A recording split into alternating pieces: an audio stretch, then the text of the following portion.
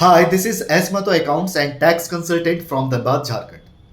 अगर आप एक बिजनेस पर्सन होने के साथ साथ आप जीएसटी रजिस्टर्ड है और आप गवर्नमेंट के साथ काम कर रहे हैं, गवर्नमेंट के साथ काम करने से तात्पर्य गवर्नमेंट कॉन्ट्रैक्ट, गवर्नमेंट टेंडर इत्यादियों से है, तो आपको जीएसटी से रिलेटेड इतनी नॉलेज तो होनी ही चाहिए जो मैं अभी आपको बताने जा रहा हूं। एक्चुअली अगर आप किसी भी तरह का गवर्नमेंट टेंडर लेते हो, चाहे वो सेंट्रल गवर्नमेंट से रिलेटेड हो या स्टेट गवर्नमेंट से रिलेटेड हो या फिर लोकल अथॉरिटी से रिलेटेड ही क्यों ना हो, तो जब आप अपना काम कंप्लीट कर देंगे, काम कंप्लीट करने के बाद जब आपके पेमेंट का टाइम आएगा, तो वैसे केस में at the time of your payment government आपको डायरेक्टली फुल पेमेंट बिल्कुल भी नहीं करेगी।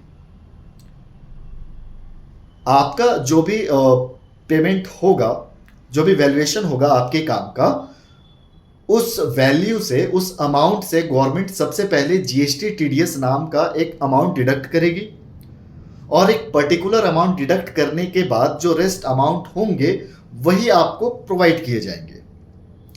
आप इसे एक एग्जांपल के साथ समझिए। सपोज आपने गवर्नमेंट टेंडर लिया और उस टेंडर का वैल्यू 1,00,000 रुपए का, 1,00,000 रुपया उस वैल्यू का डिटर्मिनेशन हुआ, तो आप अपने काम को कंप्लीट करेंगे। कंप्लीट करने के बाद आप गवर्नमेंट के पास जाएंगे कि गवर्नमेंट मुझे 2 पैसा, मेरा 1,00,000 रुपया बनता है। तो ऐसे केस में गवर्नमेंट आपको 1,00,000 रुपया, जब आप अपना काम कंप्लीट कर देंगे तो 1,00,000 रुपया आपको बिल्कुल भी नहीं देगी। गवर्नमेंट आपको उस 1,00,000 रुपये में से 2% यानी कि 2,000 रुपया जीएसटी टीडीएस डिडक्शन करेगी। डिडक्ट करने के बाद 98,000 रुपीज, जो कि आपका बैलेंस अमाउंट है, वो आपको क्रेडिट करेगी। तो क्या आप सिर्फ 98,000 के ही हकदार हुए और 2,000 आपका क्या हुआ? तो वो जीएसटी टीडीएस है, वो भी आपका पैसा है, गवर्नमेंट ने उसे आपको दे दिया है, लेकिन उसे रिसीव करने का जो प्रोसेस होगा वो थोड़ा डिफरेंट होगा। 98,000 आपको डायरेक्ट आप गवर्नमेंट ने पे कर दिया है। जो जीएसटी टीडीएस है 2,000 रुपये, आपका जो भी अमाउंट बनेगा, तो वो पैसा आपको रिसीव होगा, लेकिन उसके लिए एक थोड़ा प्रोसेस है। वो प्रोसेस मैं आपको बता रहा हूं और ये जानना आपके लिए बहुत ही इंपॉर्टेंट है और जानकारी होनी भी चाहिए एक्चुअली। तो अगर आपका जीएसटी टीडीएस डिडक्ट होता है तो आपको जीएसटी टीडीएस रिटर्न फाइल करना पड़ेगा।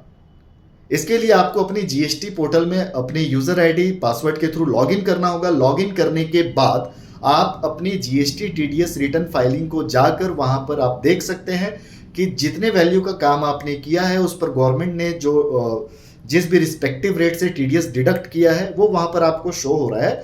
आपको वहां से उस टीडीएस को क्लेम करके उस रिटर्न को फाइल कर देना है। जब आप उस रिटर्न को फाइल कर देंगे, फाइल करने का मतलब ये होता है कि आप अप्रूव कर रहे हैं इस बात को, आप मान रहे हैं इस बात को that you work that particular work, आपने उस वैल्यू के काम को किया है। टीडीएस रिटर्न फाइलिंग का एक ये भी मतलब है, इसीलिए गवर्नमेंट टीडीएस डिडक्ट भी करती है। तो जब आप जीएसटी टीडीएस के रिटर्न को फाइल कर देंगे, फाइल करने के बाद वो जो टीडीएस अमाउंट जो आपका डिडक्ट हुआ था वो आपके कैश लेजर में रिफ्लेक्ट हो जाएगा। और जब कैश लेजर में रिफ्लेक्ट हो गया तो आपके पास ही पैसा चला है, आपके कैश लेजर में अब वो शो होगा। अब आप उस पैसे को अपने अकाउंट में ट्रांसफर कर सकते हैं या फिर जीएसटी टैक्स लायबिलिटी के पेमेंट करने के लिए भी आप उसे यूटिलाइज कर सकते हैं। तो ये बिल्कुल ध्यान रखिएगा कि अगर आपका जीएसटी टीडीएस डिडक्ट हो रहा है तो आपको जीएसटी टीडीएस रिटर्न फाइल करना पड़ेगा।